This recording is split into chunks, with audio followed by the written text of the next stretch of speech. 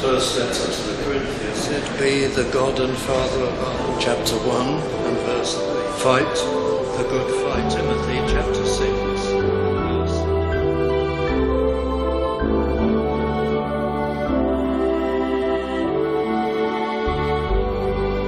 And our subject is God's agenda for church success. Now, in every age, but in a hard age in particular, churches look for methods. Very often they look for methods particularly which avoid work for the Lord. And also they look for methods which avoid simplicity. That is to say, a pure, simple, biblical pattern for church life. They want something more complex, more complicated, something more interesting from an entirely earthly point of view. And so there's a tendency, and it's reflected here in the book of the prophet Ezekiel, for the churches to go to the world. Now, the great figure for the world was the literal fault of the Old Testament people to turn to the idolatry of the pagan nations around them. And for idolatry in Old Testament times, you may read worldliness in our age.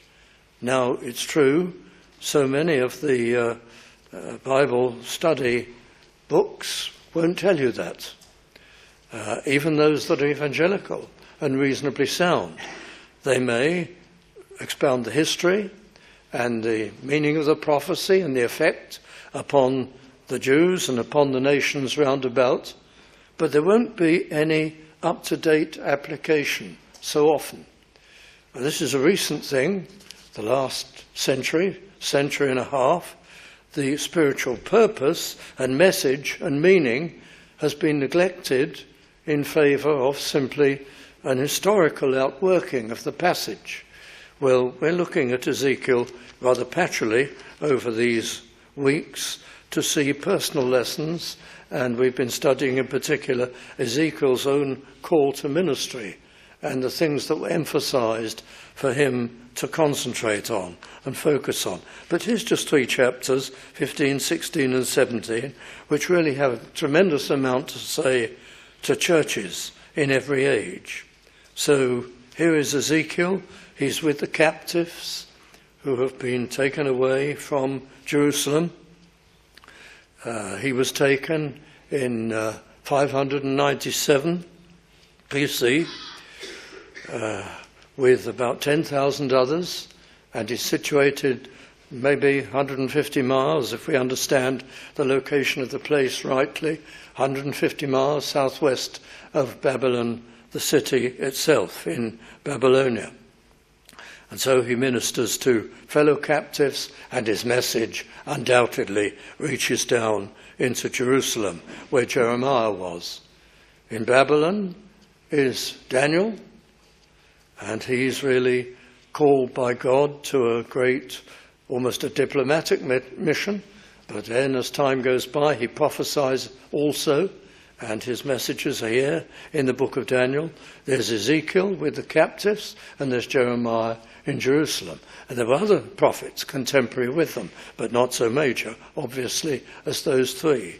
And so we'll look at chapter 15, and I'll go fairly quickly through the chapters to see the significance and the message. And here, first of all, is the parable of the vine tree. The word of the Lord came unto me, saying, Son of man, what is the vine tree more than any tree? Well, they had become very proud, the people. They felt, as you know, that they were better than the pagan nations and the people of pagan nations intrinsically, because God had made them more refined and given them a beautiful law and rules to live by, and much teaching of himself. They thought they were more advanced and more refined. Now they were at the same time rather jealous of other nations. They were jealous of Egypt because in addition to a measure of refinement, they had so much more secular learning about the world. It wasn't always right, but it was very impressive in those days. And they were jealous of the Babylonians, the Chaldeans also, because of their prowess in military matters. And they looked around at these nations with their glory, earthly glory, their pageantry, and their places of learning and so on, and all the things they could lay claim to, and they were very jealous of them. Yet at the same time, they were very proud, and they thought that intrinsically they were better. And they had the blessing and the favour of God because they were better. They didn't understand grace except those who were saved genuinely and had communion with God. And so this is what is behind Ezekiel's message to them. Their pride, imagining that they themselves were pleasing to God, was the main reason for their downfall. And we shall see that as the evening goes on. Son of man, what is the vine tree? They, the children of Israel, well, the tribe of Israel, the 10 tribes, had long since fallen with the fall of Samaria, 722 BC, and now there's only Judah being addressed. But they're the vine strictly now. What is the vine tree more than any tree, or than a branch which is among the trees of the forest? Well, immediately, apart from its fruits, its grapes, the vine is nothing. As a tree, it doesn't have the girth of those great cedars and other forest trees in that area, and it doesn't have the height, the majesty, the strength, the dominance. If there's a fire in the forest, many of those other great trees will stand, but any wild vines in the forest will burn up more quickly than anything. So they don't have the strength, they don't have the elegance, the stature. They're really quite an inferior tree. And this is the message of God to the Israelites. Verse 3, shall wood be taken from a vine to do any work? It's no good for construction, for beams, for rafters, for cladding of buildings. Why, this end of the second part of verse 3, or will men take a pin of it, a peg even, to hang any vessel thereof? It's not even fit as a wood to be used for the most minor tasks. It's really quite an inferior thing. And they wouldn't like to hear this, but so are they, the children of Israel. They were an agrarian people. They didn't have fine buildings like the nations we've mentioned. They didn't have things to be deeply proud of. That's one reason why they were jealous of them. You've met people, I'm sure, and it's in strong measure in our own hearts, who you would think have nothing to boast about, but sometimes they can be almost more proud than people who have got something to boast about. And Israel is described in these terms. You haven't actually got much to boast about in yourself, the prophet says, and yet they're so proud, and this is going to be their undoing. Behold, verse 4, it is cast into the fire. There's going to be a judgment upon Judah and the Israelites, and I use that in the broadest sense, because there's going to be a judgment coming in which Jerusalem will be burned to the ground. The fire devoureth both the ends of it. Why, one end, the northern tribes, Israel, had already received its judgment. The other end, Jerusalem and the people of Jerusalem, shortly would, within a few years. And the midst of it is burned. The ends are devoured, and the middle of the branch seems to have just about survived, singed in the parable. Is it meet for any work? At verse 5, you can see the reasoning. Behold, when it was an intact branch, unburned, it was meet for no serious furniture making or construction. How much less shall it be meet for any work when the fire hath devoured it, and it is burned? And then the explanation, verse 6. Therefore thus saith the Lord God, as the vine tree among the trees of the forest, which I have given to the fire for fuel, so will I give the inhabitants of Jerusalem and I will set my face against them, and they shall go out from one fire, and another fire shall devour them. And ye shall know that I am the Lord, when I set my face against them. A judgment is coming, and the land is going to be laid waste. Well, that's a severe statement of what is coming. But they're no longer a praying people. In their pride, they forget prayer. They do not depend upon the Lord, and the following chapters will unfold the details. And they turn instead to idols and the systems of the nations around them. And they forget all about spiritual grace and resources supplied from God, and this is their undoing. And it's the same with churches, of course. Church of Jesus Christ may have communion with him and sound doctrine, but if it becomes proud and forgets its dependence upon the Lord and humility and simplicity in its methods and in its stance, well, then God will be against it. Now, it won't happen immediately. God is very patient, very careful and kind in his dealings with his people. There may be considerable number of warnings and tokens of the withdrawing of God's goodness from his people and abandoning them to whatever sin or defective way of conducting themselves they've launched into, as it was here. Why, it was centuries past before the warnings were applied and the judgments came. Now Ezekiel is an 11th hour prophet. The terrible moment is literally 2 or 3 years away from the giving of this prophecy. But it took a long, long time for it to come, and there were miniature judgments before the major judgment came. Because you know that there were 2 occasions when the Babylonians spoiled Jerusalem, taking the king the first time. His son was set up just for a very short reign, and then a puppet king.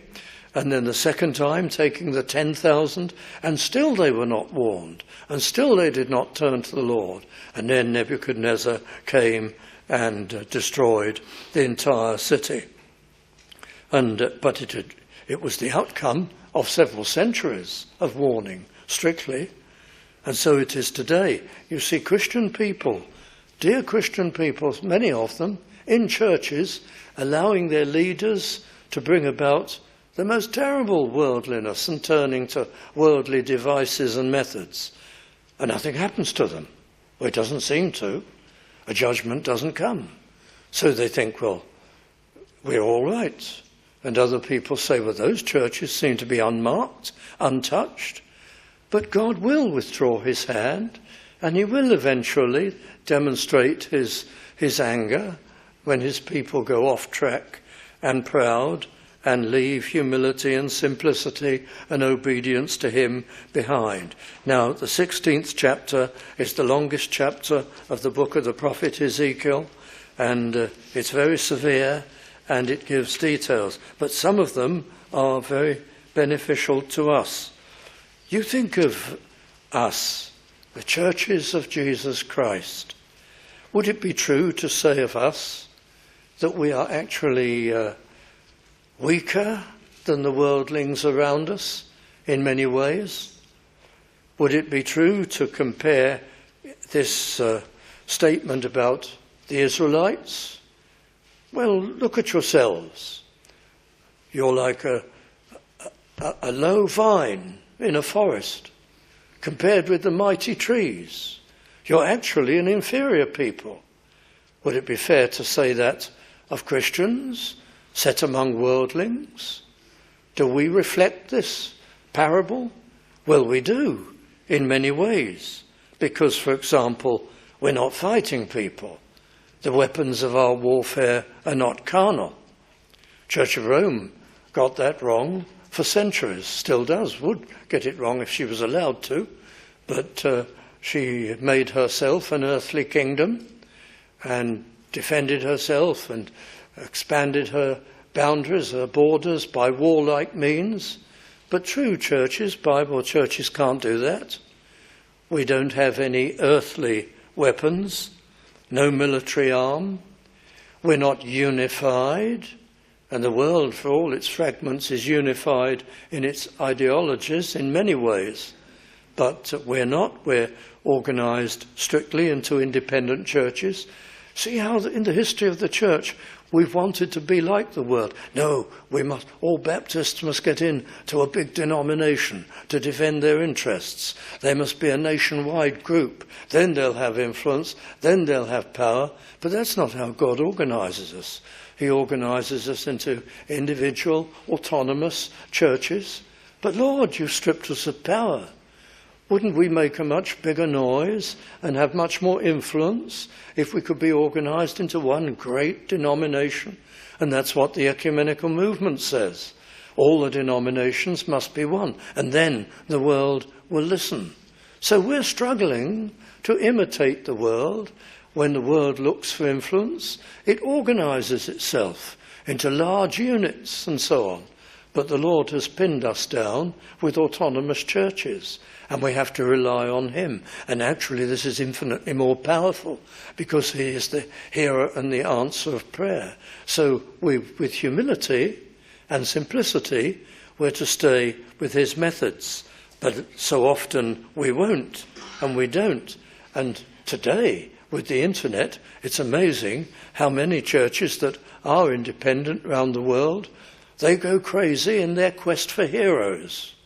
So they must make a great big noise about certain preachers, and there must be internet heroes and near worship of them and boosting them up, and as many ways as it's really the flesh creeping in. We've got to be like the world. They boost their celebrities, their leaders, and all the rest of it. They build them up, and so they create influence. If we follow that, then we just bring about the disfavour of the Lord, because we lose our humility, our simplicity, and our dependence upon him. And these principles are really what these chapters are teaching us. They're not here just so that we should be experts in Old Testament history and the short-term fulfillment of the prophecies. They're here to reflect churches today. So we're not looking for great performers and giving people in churches great honours, or shouldn't be. But let's look quickly at chapter 16 and verses 1 to 3. Again, the word of the Lord came unto me, saying, Son of man, cause Jerusalem to know her abominations.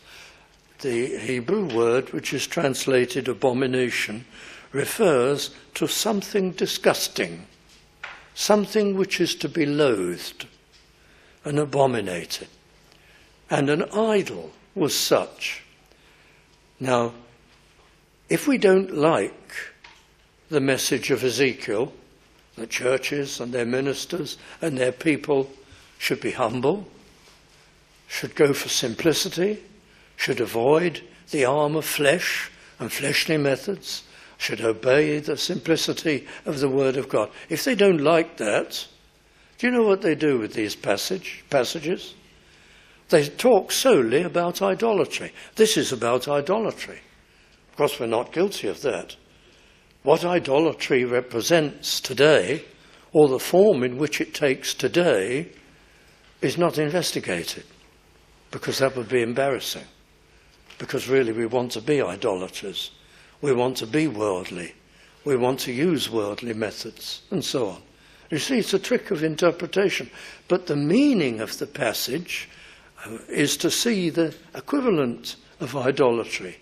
Idolatry was something alternative to God, which the people of God sinfully would trust in and adopt and prefer to the worship of God and obedience to him. And the equivalent of idolatry in our generation is worldliness and the arm of flesh. So whenever you see these great strictures against idolatry, read world, and then think to yourself, look what a large section of our churches is knee-deep in the world today. They are the idolaters of Ezekiel's time. And we've got to avoid that individually and as a church. They are abominations, things to be loathed. Look at verse 3. And say, Thus saith the Lord God unto Jerusalem, Thy birth and thy nativity is of the land of Canaan. Thy father was an Amorite, and thy mother an Hittite. Well, the Amorites and the Hittites were the worst of the Canaanites, the wildest and the worst, the most immoral and rebellious of all those pagan Canaanite nations. And the proud Jewish people are being told, don't you remember? In so many terms, this isn't a literal statement, but roughly speaking, when God called out Abraham, they were pagans. They shouldn't have been. They'd given up the history of faith, and they were worshipping other gods when God called out Abraham. So do you think you are intrinsically superior, says Ezekiel? Well, it's God speaking. Tell them that thy birth and thy nativity is of the land of Canaan. That would make all the Israelites shudder. And your father was an Amorite and your mother an Hittite. No, we're children of Abraham. We've always known refinement and godliness. And they hadn't. It was by God's grace alone that he gave them these things. And we always must remember that. There is nothing intrinsically worthy about us. There is nothing intrinsically worthy about any Christian individual, about any preacher, and if the moment we begin to think there is, then we're proud and we lose hold of prayer and the simplicity of the Christian life and obedience to the Lord. And then the details, which we haven't really time for, the unrefined nature of the Israelites before Abraham. As for thy nativity in the day, and it like a child, like a baby who isn't cared for properly at birth, and then would appear to have been cast out by verse 5, none eye pitied thee. A baby cast out into the open and abandoned is the picture there. That's your background, says the Lord, and it's our background too, spiritually. Nothing at all of any value in us until God, by grace. Look at the words in verse 6. And when I passed by thee, he pictures himself as passing by and noticing and having pity and affection. And then verse 7, it's like a little minor history of Israel. I have caused thee to multiply, particularly when they were in the land of Egypt. And they came from that one large family to a great host of 2 million people. And that's verse 7. And then verse 8 goes back to verse 6. Now when I passed by thee and had pity on you in the first place, I loved you, is the essence of verse 8. And I made you refined and protected you and gave you a beautiful and a holy law, which became the envy of the nations round about. They treated each other so coarsely and roughly and badly, and they heard of how within Israelite society people were looked after and cared for, and there was proper justice. And then the washing, verse 9, by their laws, so many of their sins were reduced in power and effect. And then they were treated like royalty. Chapter 16, verse 10. All those verses down there describe people who are being clothed in royal garments and great riches.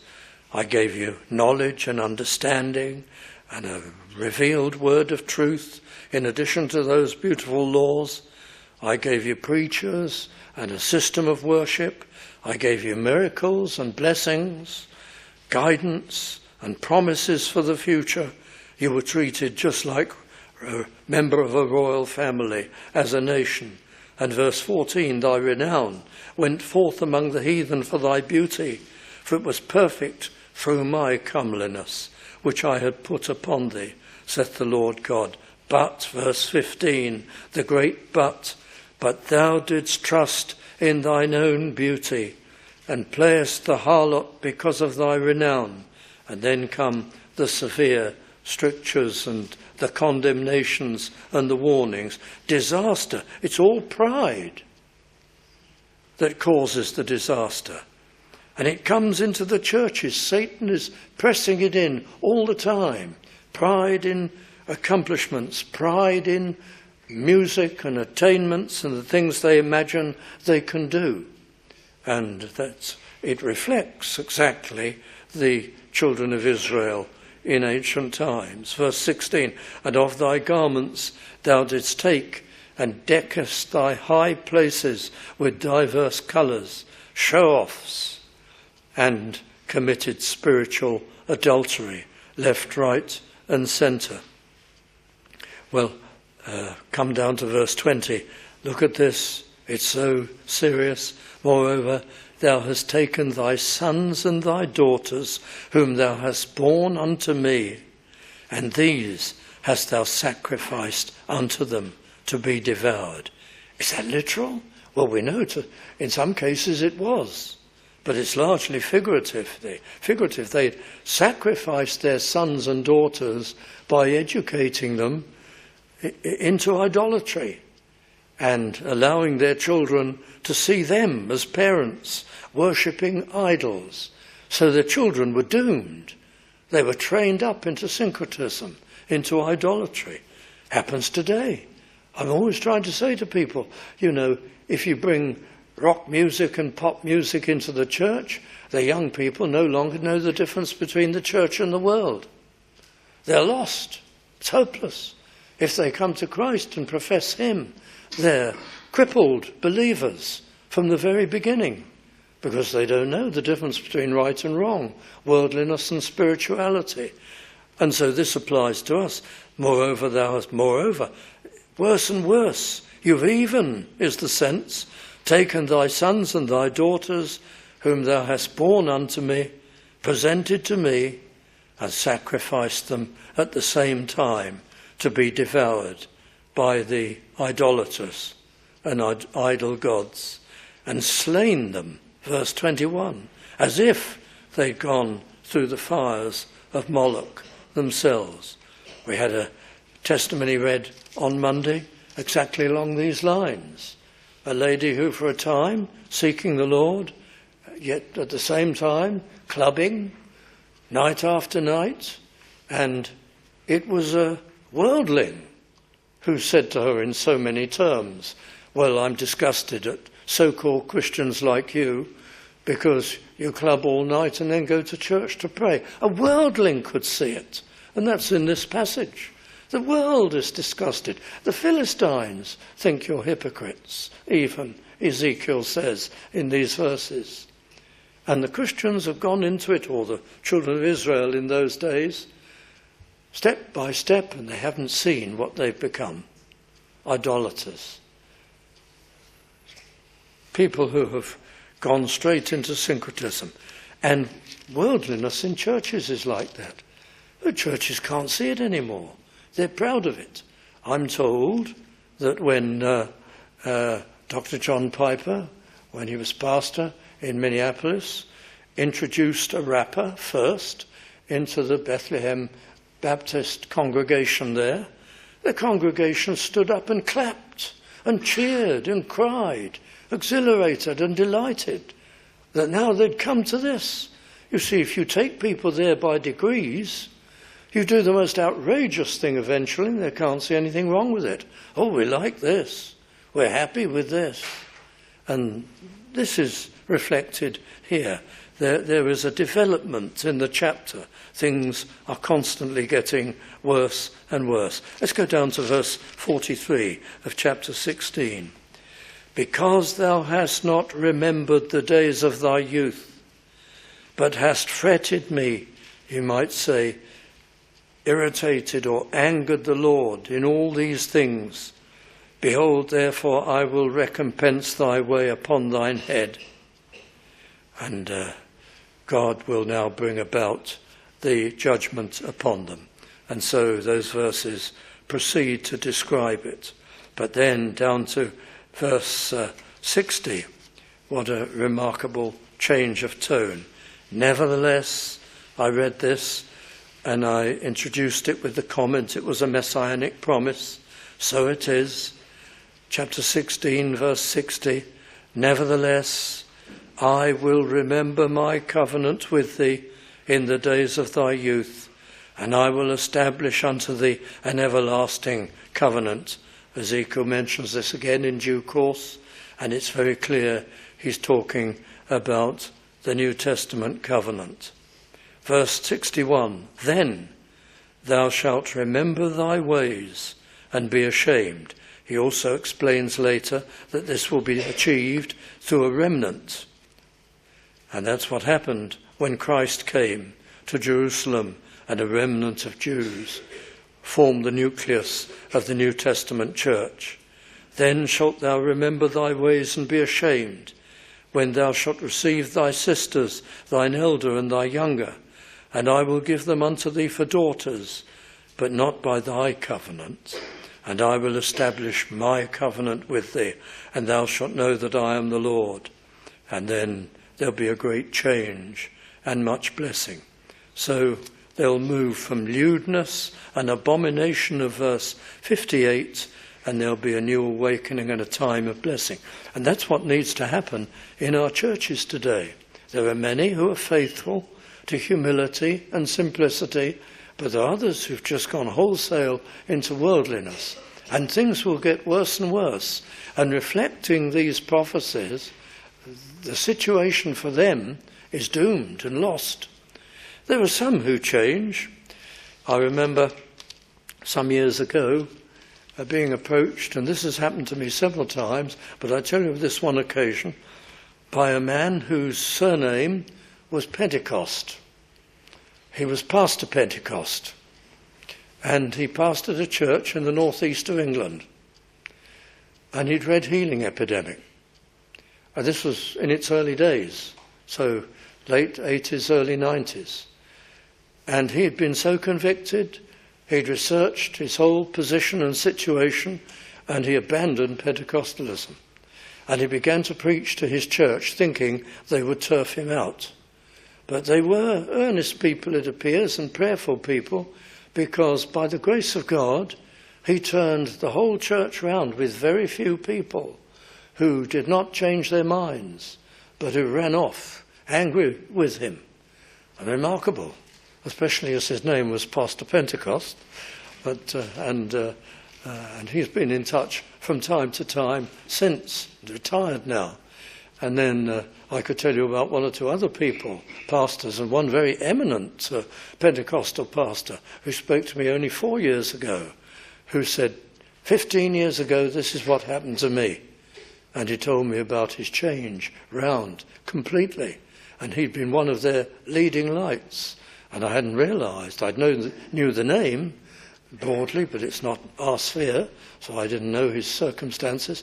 But he changed his position entirely. But more often than not, we would learn from these prophecies that extreme idolatry, because that is what the prophecy in chapter 16 says, brings that church completely down, ultimately.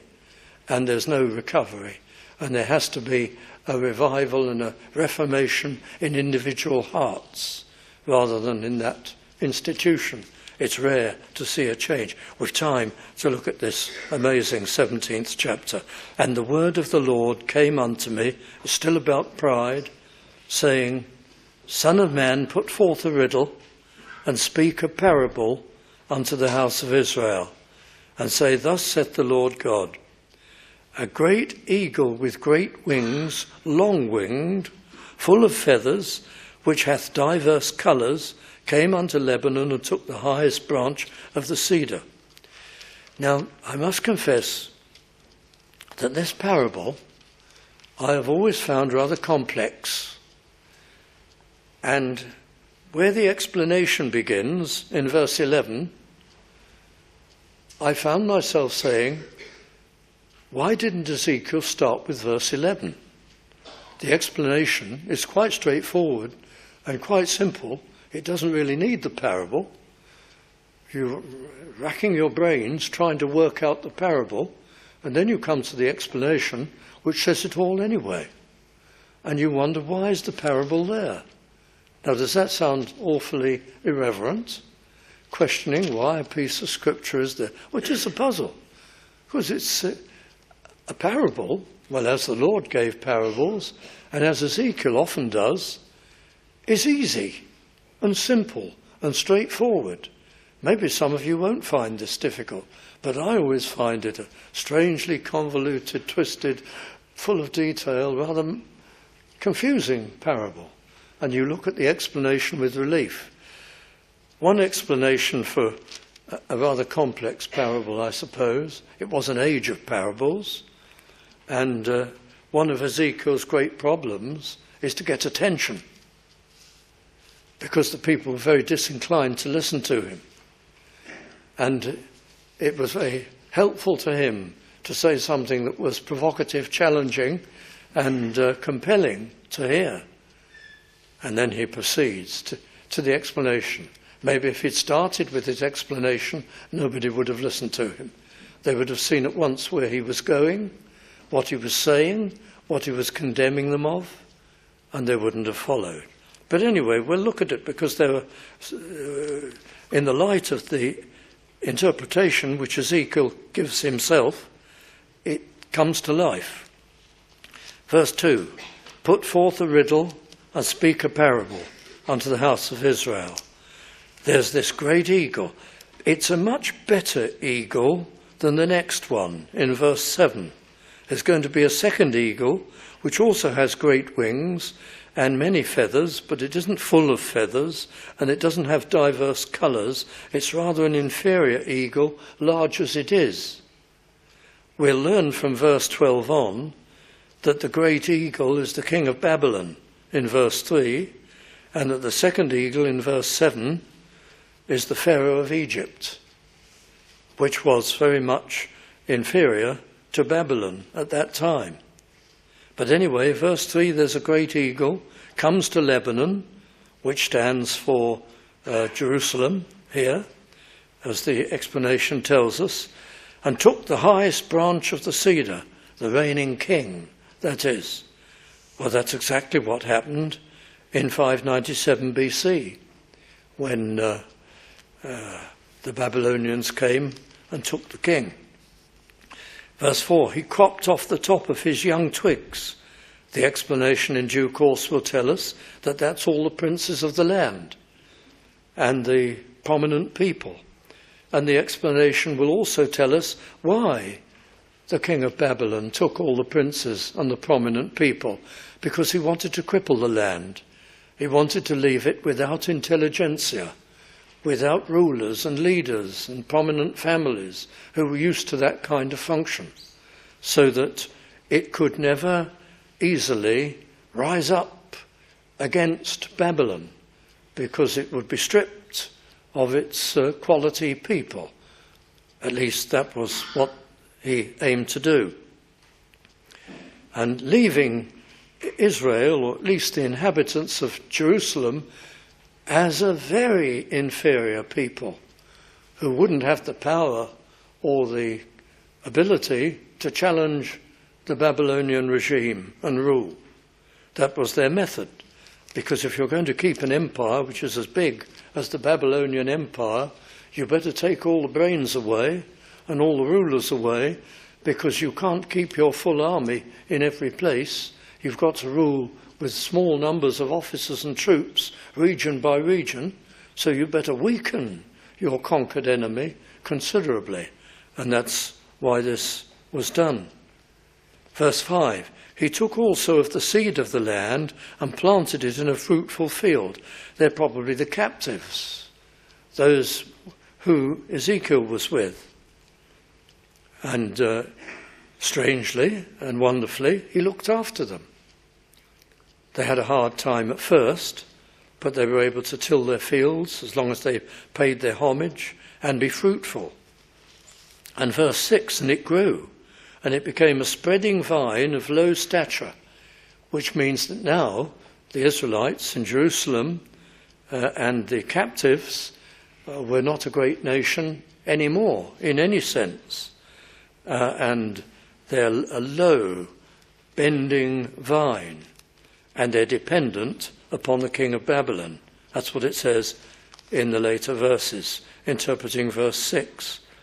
But then verse 7, there's another great eagle, with great wings and many feathers, but nothing like as noble or powerful as the first one. And the vine, what a curious story. The vine now bends over in another direction and bends itself towards this other eagle, which is Egypt. So the explanation will tell us. And bends her roots toward him and shoots forth her branches toward him, so that she might derive water from Egypt, from this second eagle. And that's exactly what the Israelites in Jerusalem did under Zedekiah. They, not praying to God, not trusting him for deliverance, determined that their relief from Babylon would come from Egypt. And they would look to her and persuade her to send them troops and so on and help so that they could deliver themselves. But the trouble is, the king of Judah in Jerusalem that was left there had made an oath. Ultimately, Zedekiah had given his word that he would serve Babylon, and he'd done it in the name of the Lord. And now he's going to betray that oath and go instead to Egypt. And the prophecy says, when the Babylonians hear about this, they will destroy you. That's what it says in so many words. So what has happened is that the people of Jerusalem, the remnant of Israel, Judah, is now turning once again, similar track to idolatry, to Egypt to deliver them and not to God. The prophets, Jeremiah and Ezekiel in captivity, are saying, don't do it. Don't do it. If you surrender to Babylon, we say from God that Nebuchadnezzar will be good to you and he won't destroy you. But if you withstand him, and you go to Egypt and you bring his wrath upon you, he won't be good to you. He'll torture you and kill you. He'll destroy your city and your whole history, and you'll go into captivity as a totality, as a nation. And they wouldn't take any notice of God, of the prophets, and they wouldn't pray, and they wouldn't exercise faith. So once again, they trusted something other than God. It's another form of idolatry, and that's what Ezekiel says. They trust the Pharaoh of Egypt rather than the Lord. They trust the Pharaoh of Egypt rather than their prophets. And that's what I'm saying churches do when they turn to worldliness, when they say, how can we be more popular? How can we have greater effect? Well, we must go over to every method that comes along, every gimmick. We must try to please the world, conform to the world, and so on. And that's what this is about. That's what they did, and it brought about their destruction. So there are two parable chapters, 15 and 17, and chapter 16 in between, all really talking about pride and talking about trusting anything other than the Lord. Now, I haven't time to go any further, but we need to hang on to humility and simplicity and reliance upon God. On several occasions in past years, I've been to a conference somewhere or a particular platform in the USA, and on two occasions this has happened to me, and I've noticed the fantastically flamboyant and over-the-top announcements being made to speakers. And they're great heroes and people of mighty accomplishment, and it takes the chairman considerable time to rehearse their supposed wonders and accomplishments. And I've said to a chairman, well, I don't want you to say anything like that for me. I'm likely to disappear if you do. I want a simple introduction. And they'll plead with me, well, we can't do that, because the people will think that we've discovered something awful about you, or that really we've decided we don't want you and we don't like you. It's such a custom to exaggerate people's supposed accomplishments and capacities and so on. But anyway, they obliged in the end. But this is the way things have been going for years. Foolishness, boasting, honours, accomplishment, building people up. It's all of the flesh. It's all of the world. It's all a form of idolatry. Then along comes your contemporary worship movement and all the performers and the applause and the clapping, and then the internet, and you hear of people and see of people go on the internet, on social networking sites, and they speak of various preachers they've listened to as though these are wonder people. Well, they may be, but you shouldn't say so. You shouldn't hero worship. You shouldn't do anything like that. It's all of the flesh. Here, when we're going through Ezekiel, we're learning about a phase the churches are going through right now in the 21st century. Surrender of everything to the world and to the flesh. So we want to keep humility, simplicity, and reliance on the power of God and the rules of God and the goodness of God. That's the agenda for success, not the flesh, not heroes, not alternative sources of blessing and pleasure. Practice today, and I'm closing now, is failing in the churches. So often you've got sound doctrine up to a point and unsound practice. The doctrine is there, but not the ethics of the Christian faith and life and the conduct of churches. That's tragic. And whenever something like that has happened in history, in time past, soon after the decay of ethics or practices, soon after the doctrine has either died or dried. It can do either. In the latter 18th century into the 19th century, the doctrine dried. It didn't die. Among the Baptists, you've got many sound churches, but as dear Spurgeon said, they were sound asleep. They had no life in them. They lost all life in communion with God. But they stuck rigidly to the doctrines. But they dried. They didn't touch anyone anymore. They were a dead letter. I wonder if that'll be the way it goes now. If that's the way it is going in many churches. The sound preachers, we are reformed, they say, after the song service and the music service is over and the rappers are finished and all the abominations are completed. We are reformed, and they'll preach a sound sermon. Who is touched by it, really? Who is moved by it? If it hasn't died, has it dried? So it is just technical. It isn't working anymore. Because doctrine either dies or dries when practices stray from the pathway that the Lord has laid down. Dear friends, that's enough for us this evening. I didn't mean for it to be gloomy, because all the promises of God are with us while we stay with humility and simplicity and obedience to the Lord and reliance upon Him.